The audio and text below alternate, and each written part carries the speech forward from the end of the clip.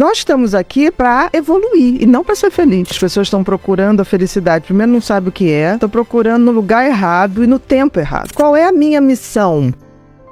O oposto de depressão é felicidade. De alegria é tristeza. A alegria é uma emoção momentânea, no qual eu me sinto bem ao sentir e eu também contagio as pessoas ao meu redor com alegria. Felicidade já é bem diferente. Felicidade é um estado, uma construção. Aí você vai falar, mas Bia, o que é felicidade? É claro que é bem complexo. Mas vamos supor assim, o que é felicidade para o sol? Para que o sol existe? Para iluminar, para aquecer, para gerar vida. O que é felicidade para uma macieira? Dar frutos. Agora, qual o propósito do ser humano? Porque assim, nascemos todos humanos. Agora, virar ser humano é um processo de construção. Tanto que eu digo no livro que felicidade é verbo. Porque você tem que praticar. Você aprende a descobrir o seguinte: se o sentido da vida do sol é aquecer, o sentido da vida da macieira é dar maçã, qual o sentido da minha vida? Porque o grande problema do ser humano é que ele se esquece que ele é um ser como outro qualquer. Nós estamos aqui, por exemplo, para evoluir e não para ser feliz. Então, no momento que eu coloco assim, qual é a minha missão? E eu trilho o caminho para chegar nessa missão, eu estou sendo feliz. Eu estou gerando o que a natureza espera de mim. Tanto que as coisas inúteis acabam com o tempo. A natureza não suporta inutilidade. Por exemplo, as coisas que são concretas e verdadeiramente feitas de boa intenção, elas quase são eternas. Tem um ditado que diz assim: todo mundo teme o tempo teme as pirâmides do Egito. Por quê? As pirâmides do Egito foram feitas com uma tal intensidade e intenção que aquilo vai estar lá. Daqui a gente 100, vai passar... 200, exatamente. Então, a natureza exige que tudo que você bote a mão, você o faça com uma missão, com propósito, com sentido. Porque senão, você tá fora do game. O game da vida tem que ser um game de compartilhar, tem que ser um game de buscar o meu sentido e propósito. Aí você vai falar, tá, Bia, mas como é que eu sei? Porque o sentido tem a ver com o que lhe foi dado. Pra gente foi dado uma coisa chamada livre-arbítrio. E a capacidade de refletir e de pensar. Melhor presente e o maior problema. O maior castigo. Porque se você não sabe usar. Porque todos os outros, por exemplo, o sol, ele não pode escolher. Mas com a gente é diferente. É verdade. Mas o que acontece? A gente esqueceu que a gente tem esse sentido e propósito. Que o sentido tem a ver com o que a natureza te deu para que você saiba para onde você vai caminhar. Então o sentido tem a ver com os talentos e dons que a gente ganha. O que não dá frutos, de alguma maneira, aquilo vai se perdendo. Não tem como. É uma regra da natureza. Você está aqui para servir. Por exemplo, a água não bebe a água. A macieira não come a maçã. Então, assim, nós temos a obrigação de descobrir o sentido da vida e aí o universo é tão bacana que ele te deu dicas, que é o tal do talento. Ninguém tem um talento por nada. O que acontece é que as pessoas, em geral, se você não tem uma boa educação, as crianças vêm com talentos muito claros.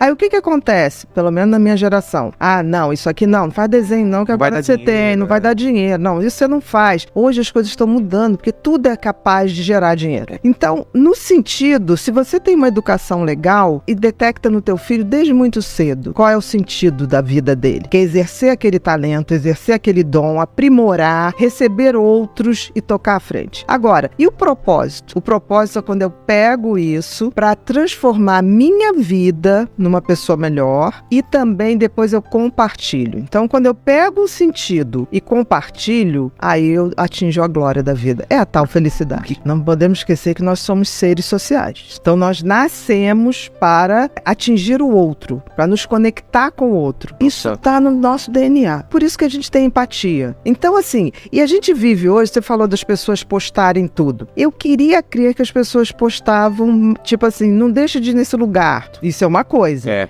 Hoje existe grande parcela das redes sociais que postam para causar inveja no outro. E isso é triste. Tanto que uma das coisas que eu acho que afasta muito a gente dessa condição de ser humano, de compartilhar, é a tal da ostentação. A gente vive numa sociedade em que você está valendo pela grife que você usa. Então, assim, existe hoje um movimento de massa, e isso é muito ruim, onde as pessoas estão se iludindo. O Freud dizia uma coisa que era mais ou menos assim, não vou lembrar da frase, ele dizia assim, as pessoas não querem a verdade. As pessoas querem a mentira. A massa nunca teve interesse interessada, na verdade. Mas ela não vive sem ilusão. O que a gente vive hoje, talvez eu digo que as pessoas estão procurando a felicidade. Primeiro, não sabe o que é, estão procurando no lugar errado e no tempo errado. Porque assim, você só tem como ser feliz aqui e agora. Todo o resto não existe. O tempo que a gente tem de relógio é uma abstração. O tempo é uma entidade tão mequetrefe que ela não se sustenta. O que eu venho aqui, o espaço, eu venho aqui, eu posso vir aqui, ponto. Mas nunca voltarei no mesmo tempo. Então, é uma entidade fluida. Como é que você define uma coisa? Você precisa para poder viver nesse mundo, se organizar. Mas isso aqui é uma abstração. As pessoas, elas não vivem mais o agora. A cabeça sempre ou tá no futuro ou no passado. Mas eu tô aqui contigo nesse agora. Se eu tivesse com meu filho, aquilo seria... E a pessoa tá com o filho, com o celular, pensando na outra coisa.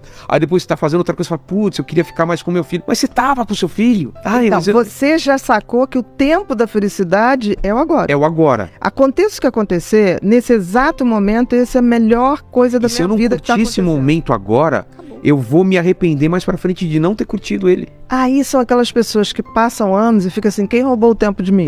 Ninguém roubou. Passou e você só não estava lá quando ele estava, entendeu? Então, assim, essa abstração que as pessoas fazem do tempo futuro, eu vou ser feliz, as pessoas têm isso, né? Eu vou ser feliz quando eu me formar, eu vou ser feliz quando arrumar um emprego tal, eu vou ser feliz quando me casar, quando tiver filho, eu vou ser feliz quando me aposentar. Tá. Por que jogar a felicidade lá pra frente, né? Porque as pessoas acham que é isso. Porque as pessoas têm parâmetros errados de felicidade. Eu vejo gente falar assim, quando eu me aposentar, não vou fazer nada. Cara, a natureza te elimina se você ficar fazendo nada. Você vai ter Alzheimer, entendeu? E vai ser eliminada do jogo. Porque a natureza, simples. Ela pune quem... A inutilidade. Então esse sonho de ficar, vou ficar deitada, não fazendo nada. Eu quero me aposentar um dia, mas para fazer outras coisas, fazer outros erros. Eu não me permito errar as mesmas coisas. Então, eu acho que as pessoas, por exemplo, por que uma pesquisa que foi feita nos países, no Fórum Mundial, botou o seguinte, a idade mais fácil das pessoas serem felizes é na infância, quando a gente não tem nenhuma expectativa sobre a vida. Surpreende. Até porque a criança não tem noção de tempo. Quando você fala pra criança assim, papai vai te levar na Disney, ele começa assim, pai, a Disney é amanhã... Pai, quando é que é dezembro? E quanto mais ansioso, mais obsessiva a criança fica. Então, ele vive o momento imediato.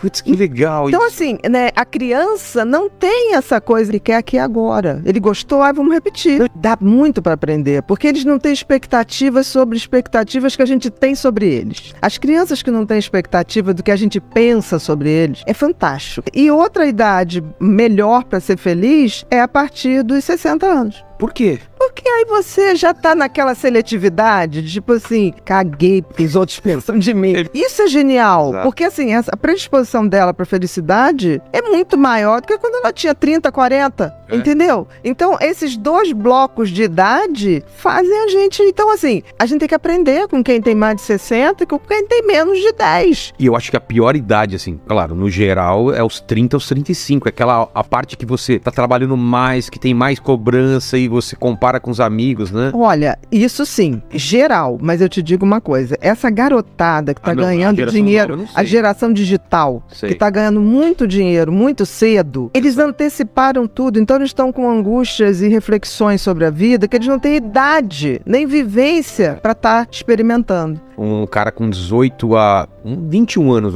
e é um sucesso na internet. Imagina, o cara tem que lidar com muita grana, com muita gente interesseira. Com cobrança, porque um dia ele tá aqui, aí outro dia cai os números, todo mundo cobra, fala, cara, você tem que fazer mais conteúdo. O cara não consegue. E aí você vai ver que no fundo não é o dinheiro. Chega uma hora que ele tá viciado na aprovação. E aí ele não tem essa maturidade, que é tipo assim, gente, eu lamento, não sou anonimidade, nem serei. E não é à toa que essas grandes...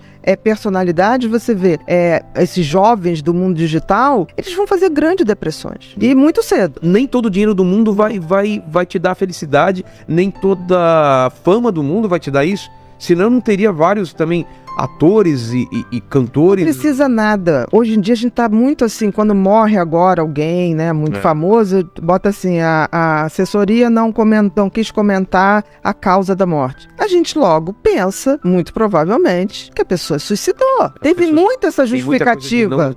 E talvez a única culpa seja onde essa pessoa capotou em se perder do seu sentido e propósito. E é tão interessante que quanto mais a gente tem autoconhecimento, quanto mais a gente tem tem conhecimento da espécie humana, da história da humanidade, que é tão cíclica, né? Eu vejo gente sofrendo por momentos históricos, eu falo, isso vai passar. Porque já passou. A gente já viveu a Idade Média. A gente já viveu guerra. Isso tudo se repete. É uma onda de repetição. Então, eu acho que a idade, quando você junta autoconhecimento com conhecimento, você tem uma bagagem que você olha e fala assim, isso já aconteceu, né? E só está mudando o tempo.